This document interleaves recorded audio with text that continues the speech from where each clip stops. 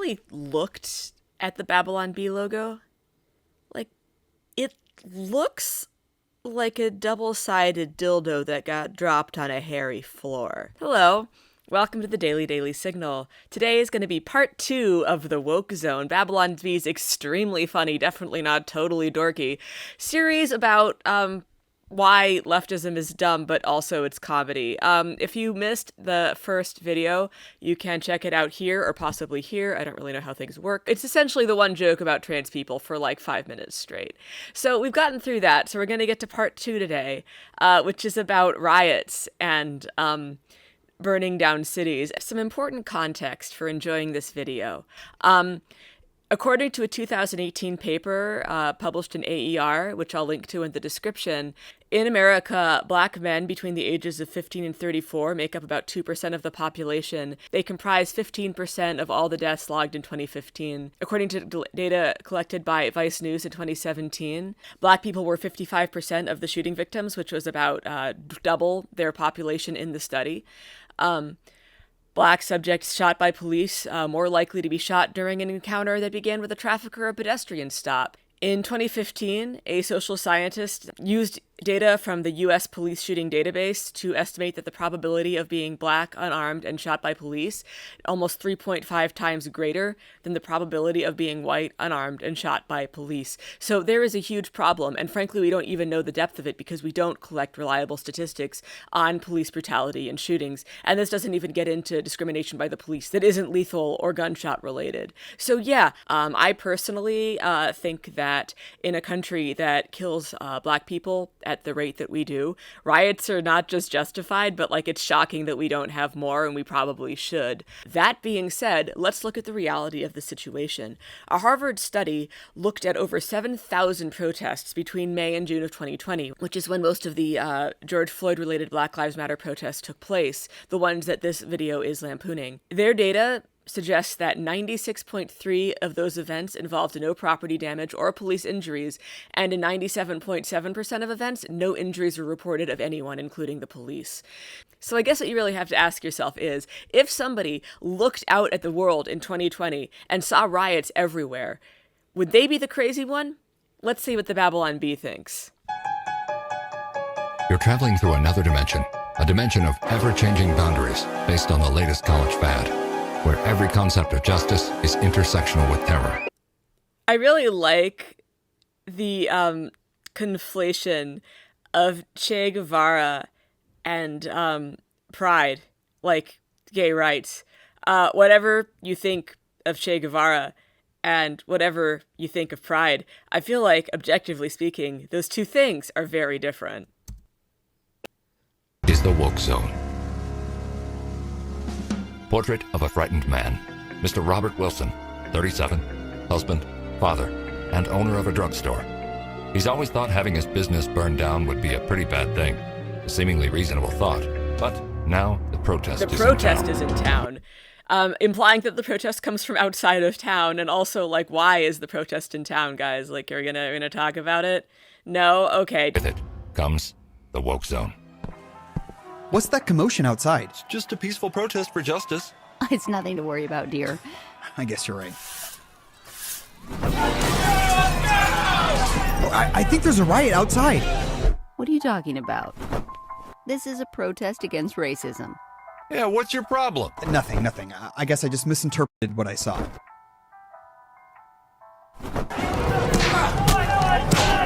It is a riot on the side of the drugstore. You need to calm down. You're making a scene. It's just, I saw... I don't care what you think you saw. You need to support disenfranchised people when they're seeking justice.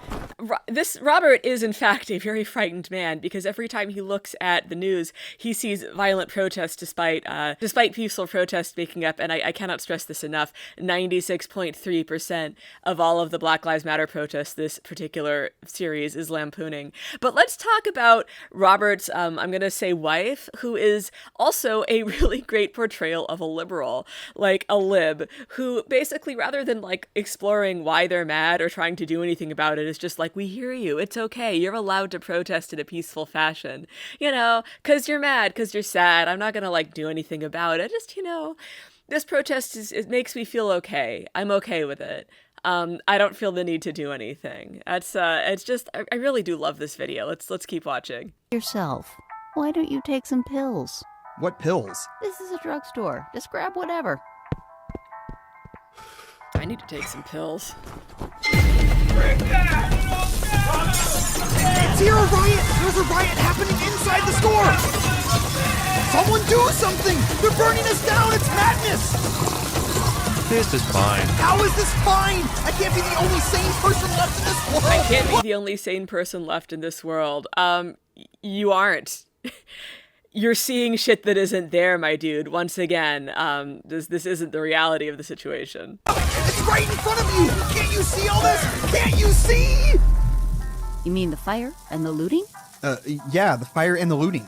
Oh, sure. I mean, we see it. We're just trying not to focus on a few non-violent things like the complete and utter desolation of a city. Yeah, that never happened. No city was completely and utterly desolated. I went to over 100 days of protest in Portland of that summer, which is like the city that was supposedly destroyed. And I promise you, I was there. It wasn't.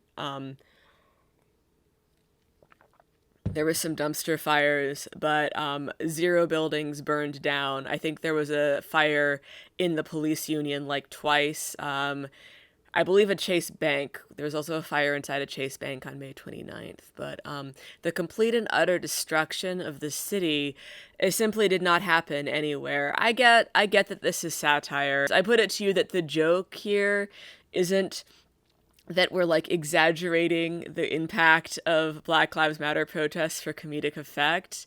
I'd argue that the joke is supposed to be that the woke libs refuse to see reality, which is certainly a joke by some definitions of comedy. But it's just weird, like the premise is bad. That's not a problem? No, of course not. The problem is, you're a racist. Oh. Arson, theft, assault. We call these crimes, but the real crime is noticing them when you're in the woke zone. So that's part 2. Diary of a Frightened Man. What I love about this video so much is that it is actually an incredibly accurate portrayal of the conservative mindset in situations like this. They are, in fact, very frightened people. The fear is real. They truly, genuinely believe that hordes of protesters are going to come in and destroy their small business, or the small business that they wish that they owned. They believe that these protests are going to tear apart the fabric of America. And when you point out that, yeah, the idea is in fact to tear down racist systems, they interpret that as you saying, oh, I'm a racist. And like, the truth is, yeah, there's some racist assumptions there, but what's really happening is that the fear that these people feel is preventing them from having any kind of real look at what these protests are about. Like, nowhere in this video does anyone actually ask why they're protesting or what they might be so angry about. It's just people who are upset for generic reasons that aren't mentioned, and then he is accused of being racist for not listening. But like, how would we know if that's true if we don't know why they're rioting? Doesn't it kind of matter? Or is it just taken for granted that any kind of expression of unhappiness is bad, and it's just basically, they view the accusation of racism as a cudgel to be used against them because they can't and won't look at what's happening beyond this fantasy that they've been fed by people who are very, very invested in keeping them afraid. Conservatism at this point is an ideology of fear. And it's interesting because if you listen to conservatives, you're going to hear a lot of stuff about not bending the knee and refusing to be afraid. But the reason that they're so obsessed with fear is because they're scared all the time. Because the news that they consume is basically an artful rendition of the 3-ish% of protests that involve property destruction or any kind of injury to anybody, blowing that up into 100% and then completely stripping out any kind of context for it. And then, of course, they're primed to be afraid in a way that makes it impossible for them to receive new information. So when you attempt to explain what this is all for, they just basically shut down. I guess the first step, though, to reaching people is to get rid of this fear, this absolute fucking terror. And that's very hard because, again, and I can't stress this enough, there are people incredibly invested in keeping people afraid. Because as long as you're afraid that the protesters are going to destroy your drugstore, you are never going to allow yourself to think about ways that we could make society a more just place where people don't, like, have to riot, or people don't feel like rioting is the only possible outlet to express themselves in a way that people might actually listen to.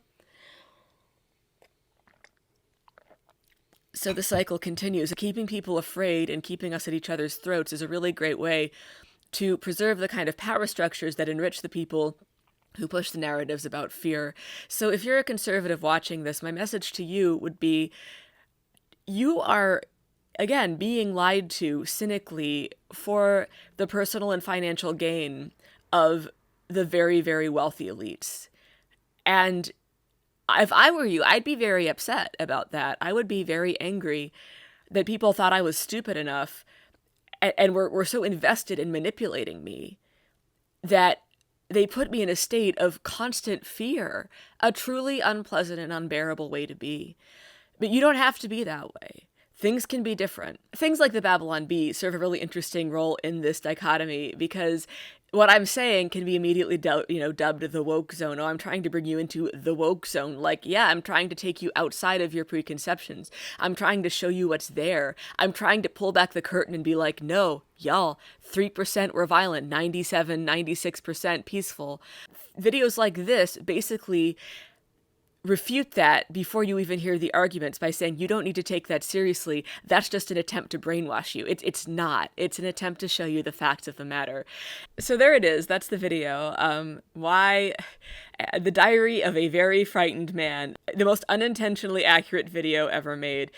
Tomorrow we will explore CR Tina, a toy for children that tells them how to not be racist and or how to hate their parents and how to hate themselves for being white. It'll be a whole thing. It's as dumb as it sounds, if not dumber, and we will watch it together. If you like this video, like, share, subscribe, etc., or don't. I don't really care. This will go on for a little while longer, at least. I'm enjoying it. I'm gonna go work out now. Everyone have a nice day, and just remember that if anyone ever tries to give you new information that might change your worldview, they're just trying to take you into the woke zone, where you'll become a brainwashed, cucked, beta snowflake, SJW, triggly-puff, politically correct, cancel culture, fake news, antifa, beta lib, crybaby. So, don't let them do that. Have a nice day.